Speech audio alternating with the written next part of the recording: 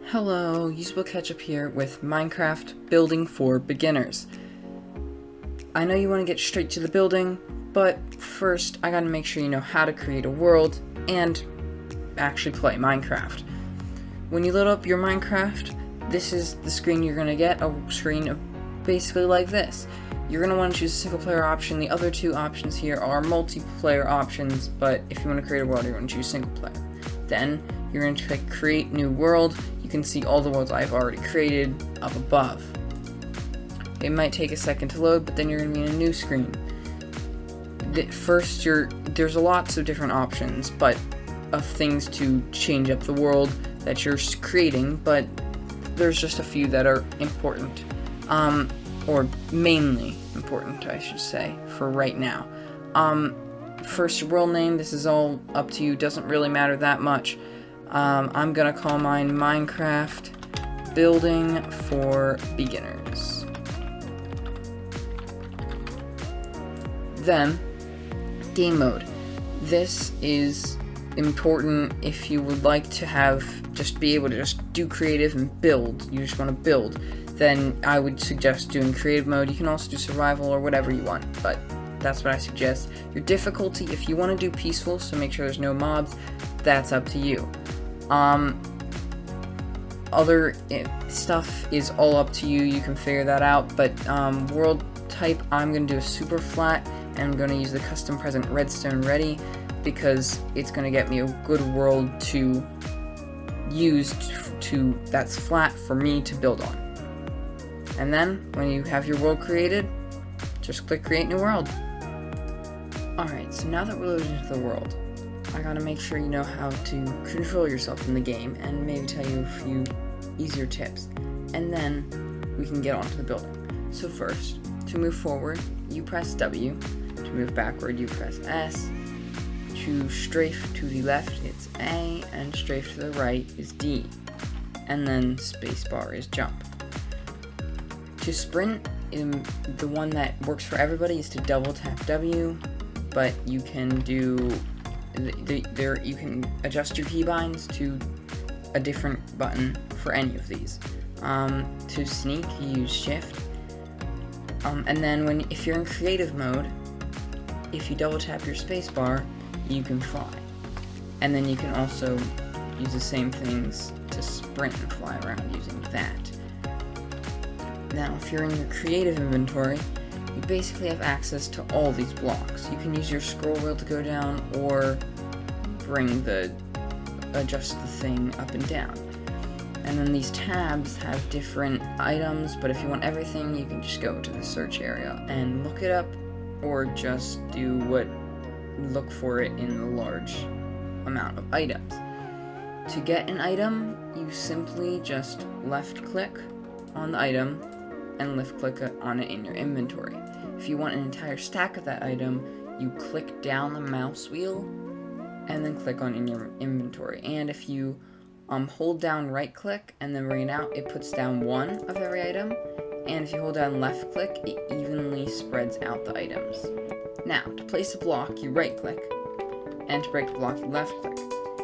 If you hold down right click, it will automatically place blocks, and if you hold down left click, it'll automatically break them. You might be able to break or place faster than it does, like this or like this, but so you can do that. But if you can't, then if you want to place a bunch of stuff, just hold down the buttons.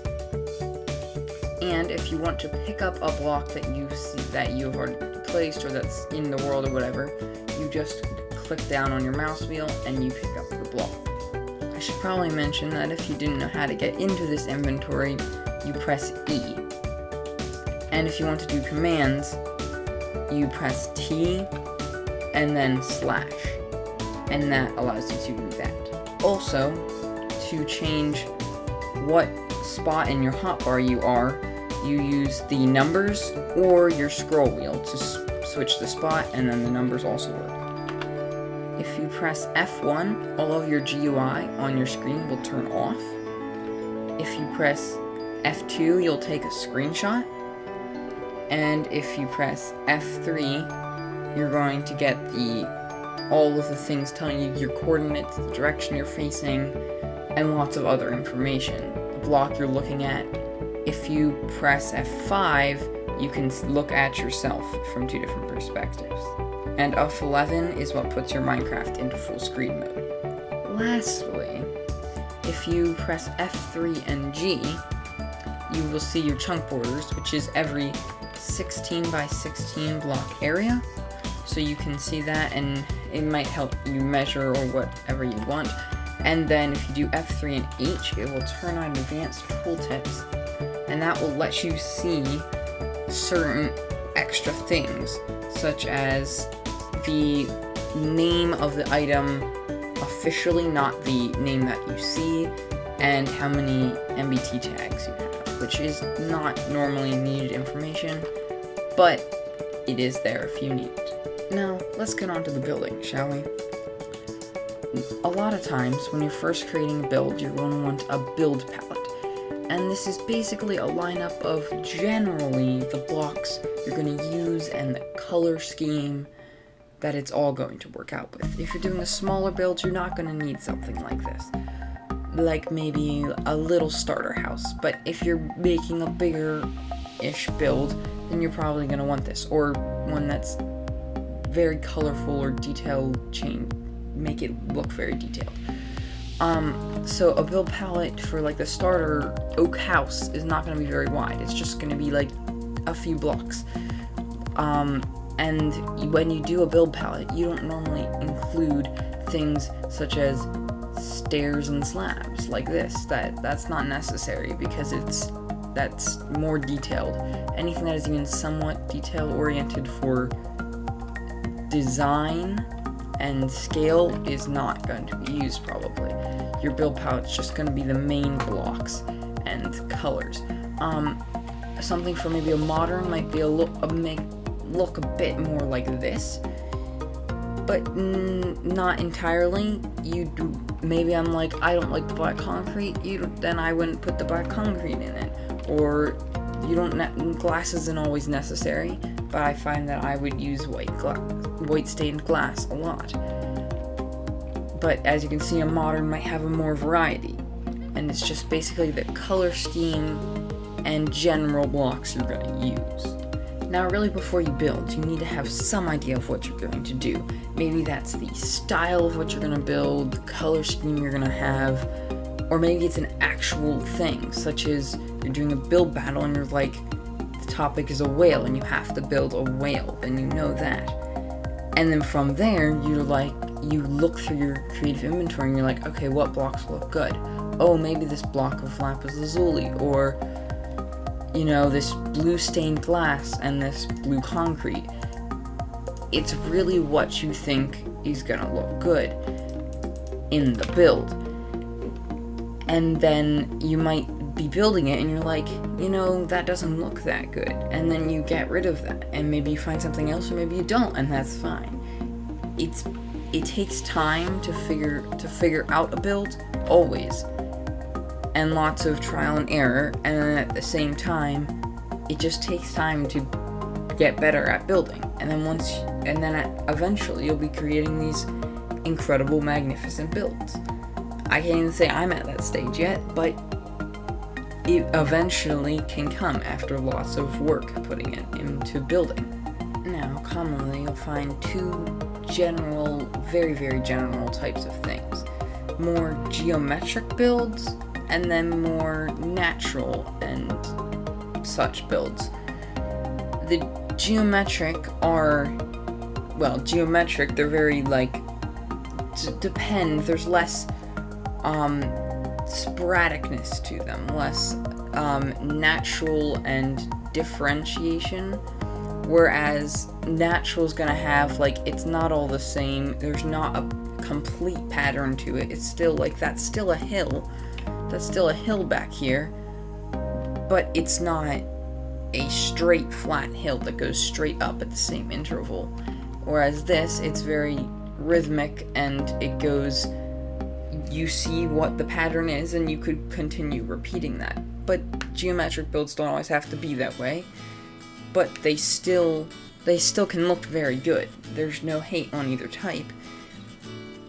it's normally a lot harder to do varied builds and natural builds such as this hill, rather than something like this, which can be repeated or done normally a bit easier, but they can still look incredibly good. Now, when you make a build, you also are not just going to want plain walls.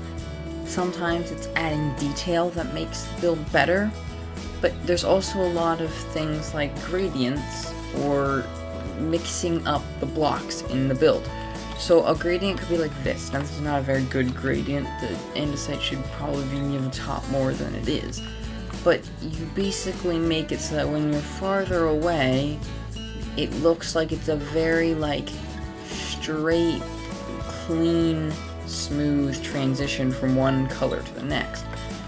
This is good for some types of builds, but not others. There can also be things, maybe like mixing up random blocks to certain things. So here, you've just randomly different blocks. There's andesite, gravel, stone bricks, and cobblestone within that stone, but it's kind of random. You might also need splotches type thing, like this, where you see it's like there's splotches of color. And this is also, none of these are very good examples, but they get the point across of the basic what this looks like. And then you can perfect it on your own. Another thing you could do with blank wall like this, there are lots, again with that details, you have these cracks, which are a lot of the also variation in texture, like same as this moss, but you see like you use that slow descent of moss to mossy bricks, to bricks, and then cracked bricks had some variation, but you might also want to be more detailed, and that's why you might add windows to your build or lights to your build or something. And vegetation is always a good one. Now I'm in a desert biome, so these plants are very good, but you can see the lighter color ones that do work. But vegetation is always good, like this moss, like greenery is always great. But then you can also see in this build, there's tons of different things to make your builds better. A good one is adding lore or a story to your build. So you see here we have this like mine track. It's not amazing, but it goes off and then it falls apart, and then you can see the falling apart, and you can see it's telling a story to you about what happened. Maybe you add these whatever on. This is some type of storage for that, but you can see using a certain technique you can get this like crazy fog effect, which is just glass layers on top of each other, one with a block in between space, and that gives this really good effect. So using like tips and tricks for building like that. Crazy lighting here, but lighting is a big thing. You don't necessarily want to see the lighting in your build. You want it more hidden. Now this isn't extremely hidden, but you can see these carpets, they actually have light sources under them. That way it's not as dark in here. I don't know how the skeleton got here, but probably spawned before I put the lights in. You can also, you won't see this one, but there's light below this trapdoor. It's a good way to put light in. And then of course vegetation again. You see these like little plants, and it'll add a spark to your build. And if you don't maybe conceal something, a great thing is black concrete, because it looks like you're just going into the depths, especially farther away. Now, making a natural looking build can be very difficult. It's known as terraforming when you make something like this that's completely man-made, but it might look somewhat natural. It's mainly up to how you feel something looks. If it just doesn't look right, fix it. This doesn't really look that amazing to me. I don't need to put a bunch of time into it, but maybe I feel like this needs to add like a bit more, and then make this come out. And now it feels a bit better to me. But now I'm like, well, that feels like too fast. Maybe that isn't what I want. Maybe I want this. Seeing that feels better to me, looking. Maybe it's about getting that perfect curve right there, or the perfect slope up. And like we had all the way back, it wasn't that long ago, but with this, like, you know, an upwards hill, you have these sometimes just a 1 block up, and then sometimes you have 2 block up, or even a 3 block up over here. And like, this looks a bit boxy to me, but if I do this, then it's just a straight slant. So you have to decide, like, what looks good with what you have. And that can truly be challenging to figure out. And it takes a lot of effort and time to figure it out, like that. No, maybe this. That's a bit better. And that's like a general thing. And also something to note is, you don't have to have every block filled in. You don't need to, no one's gonna mainly see this. Like, you see I have like some of them block filled in down there because it's easier to place. But then you just make it floating, and that's completely fine. Do what you think. I mean, if you want to fill in every block, you can, but it's a lot more effort and a lot more blocks that you don't need to place. As long, like, what you just want is if they don't have to see it. If they're not gonna see it, then it's fine. You know, I didn't make this entire flat wall and make it look good over here for that part. Or this part, I didn't make anything look good on the backs. Over here, I did the same thing. And over here, I didn't fill in the back. You know, it's up to you. I mean, a lot of times you want to do the backs of things, but if I'm gonna make this curve go an entire giant hill, well, I don't need to fill in the inside because no one's gonna see the inside of the hill. What needs to look good is the outside. But that's not to say that it's bad to do the inside. Just, you don't need to waste the time filling it in if no one's gonna see it, and there's no point. Another great thing to do is to put these smaller details into your build that make it look better, but it's normally a use that's not meant for the block that you're using it. So like, there's also uses maybe they are. So like, these are barrels under here, and they're actual barrels. So, but you're putting 8 of them together to make one big barrel, and you put these other things, and it looks like an even bigger barrel, and it looks really cool. Here we're using ender chests underneath to give off these particles that look really cool. Depending if there's a time to use it, they can look really cool if you use them at the right time. Here it looks like trash bags, and then people will put either sea pickles or candles on top to make these really good looking trash bags if you want a trash bag. Bookshelves. If you want an empty bookshelf, because if you look at the texture, it's the exact same, just without the books, then you use a loom. I think it's over here. Yes, the loom. If you use a loom on the back of the loom looks like an empty bookshelf, and that makes sense. Or here, this is one I personally love. It's beehives, but you put them as the flooring, and it looks really cool modern flooring. It looks really good. Here, we're using a moss block, and put it on an azalea bush, and there you go, you got a really tall bush. Or this one, from Gemini Tay, is lecterns as like the edge of a balcony, and then you got this a really nice looking balcony.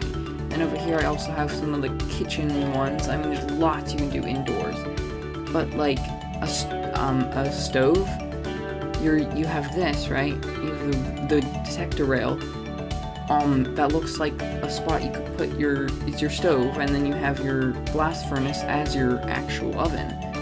But then beneath you have a campfire, and that gives off these smoky effects. And then this is a Minecraft feature, but it's cool. So, you know, you put a candle on a cake. I mean, come on. And then also using a tripwire hook on top of a cauldron. Looks like a sink. It's cool. So, like, using these, like, blocks in ways they're not meant to be used. And there's lots of blocks you can use it for. I mean, look at all these redstone blocks and tons of blocks that you could use in ways they're not meant to be used, but it still looks really cool, and maybe even cooler.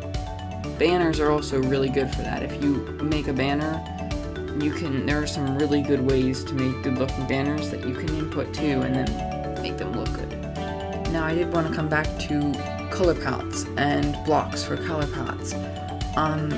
So I have a bunch of blocks lined out basically, but I'm just gonna go over a bunch of them. So oak is a really common, easy to get normally, especially early game. It's good by itself, but it can also be used with other types of woods really well. In the same lines, dark oak, not as good used. It can be used though, especially with spruce. It could be used with oak, but normally you want spruce with it too, because at the same time, spruce is one of the most common. You've probably seen me use it before, like here, or over there. Spruce is one of the best, most common woods, I would say, builders would use. It really just matches with a lot of things, especially stones. Yeah. Then moving on to the warped wood. These go really well with a bunch of darker things like this if you want more of an ominous look. But normally not the actual stem, but more so the stripped one. But then these are the darker ones. Deep slate is a really good one to go with stones, but black stone goes really well with deep slate, also with other nether items, such as the warped woods. Stones, all of these go together, and there's many others that go well. This is just an acacia log. It's not even a stone, but it goes really well, kind of. It's like a very good gray, especially with the tuff. To have coppers, they're really good. I just noticed that this is unoxidized, this is oxidized, it's unwaxed, but that goes really good with like spruce and deep slate, things like that. And then you can get like slowly aging copper and variants, and it's really good. Quartz is also good with deep slate. Deep slate is another block that right now is going really well with a lot of things. And then I just want to put the note that there are a lot of white blocks in Minecraft. Why do I have 2 wools here? I don't know. This should be concrete powder. There we go. There are a lot of white blocks, so you know, there's never a limit on, there's never like a too little of those, I guess, but the same, like, you're never gonna run out of different white blocks to use. Just putting a note there. Modern, that's what these two are. There's a bunch of blocks, I put them at the beginning of the video, but yeah, this is just supposed to be modern. And older, if you want more of like an older vibe, more like muted tones, terracottas, all of the terracottas. If I go terracotta, like, ooh, I cannot spell. All of the terracottas are really good. These glazed terracottas are not as used. They're not used very much because of their patterns make it hard to use because they're so detailed with their patterns. But the normal terracottas do work well on, they're much more muted than like concrete, so they're good for older builds, I would say, but it's up to you. The sandstones really contrast, so they're good if you want a good contrast against one another. The normal sandstone is really good for like a rocky structure, along with the red sandstone too, but smooth stone, I don't know why it's here, but it goes really well with normal stone and all the other stones. Then all the dirts, there are lots of dirts. This is also a good point for me to say, I'm in 1.18 right now, not 1.19, so I don't have blocks like mud or mud bricks with me in this version. I did it so I could get world edit, so I could make these big things fast, quickly. Alright, the dirts all really go well together. Also moss, I didn't put that here, but moss really goes well with these. Yeah, I don't have mud and mud bricks with me, because I'm in 1.18, but yeah, muds also could go well, depends, but mud bricks go really well with an olden. If you have stone bricks, they go really well with that. Jungle stuff, I really like the jungle logs for beach, kind kind of like vibing, you know, on the relaxing end of like a tropical type thing. Tropical, that's a good word for it. It's a very good tropical thing. These are the prismarines. Prismarines are good.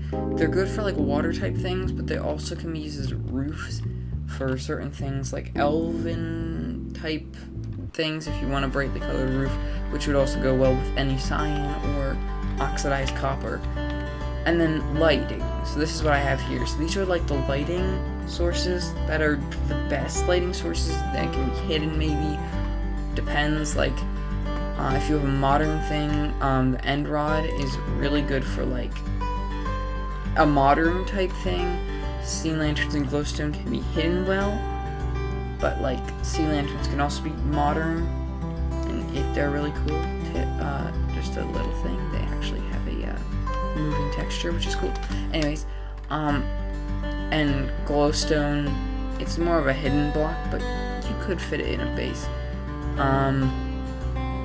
A redstone torch is definitely good for like spookier themed things. A torch is a basic. Normally you don't use that unless it's like an older looking build, I guess. Lanterns are good for like older like castles and all that, but there's tons of uses for lanterns, like mine shafts, all that stuff. Campfires, they're good background things or as actual campfires. That's up to you how you want to use campfires. And then all three of the soul variants are good for more moodier, creepier maybe things, if I want to put it like that.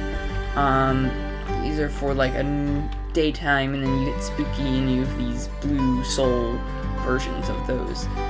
The soul torch, soul lantern, and soul campfire. I also wanted to point out with the campfire, I didn't say this earlier, but really good for chimneys. If you put a chimney at the top of the house, that's good. Anyways, and also candles. Candles are really good because if you can do so many things. I've used them for like in glass pane rain. You can have candles with like these glows that look like raindrops, or you saw it as the trash on top of the trash thing. Yeah, there's so many uses for candles, plus just being candles, because the candles can also float, which makes it really amazing. And that I also wanted to talk about particles. They're not used that much, but particles are really good for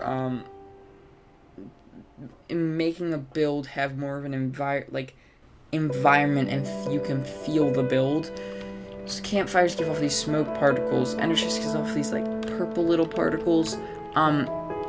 The spore blossom gives off this really wide range of spore blossom particles. They're like little green things, and it's really wide, so you can even hide it in a wall, and these still appear, so you can get that. I was also going to say a firework rocket. I don't know how much this would be used, but that also has particles when it's shot, so if you did a constant but that also would make noise and stuff. Also, which I think got destroyed a second ago, fire. Fire is gives off its own particles, and fire in itself, you want to make sure that you have it on a piece of netherrack, or basically because that will sustain the fire and it won't like get destroyed or anything, so you'll have infinite fire. It gives off these fire smoke particles, which are different. They're different than those ones, a lot darker and stuff, so you could use that. And fire can also just be used like, you know, in a chimney, in a fireplace in a house, something like that. So yeah, that's particles, lighting, and some ways color palettes and blocks are used. So that's gonna be it for this video, but I went over a lot in this video. I may put another video out soon enough talking even more in depth about all of this, but I talked about a lot of different things. Didn't go extremely in depth on any of them, but I was going over the basics. This has been Minecraft building for beginners.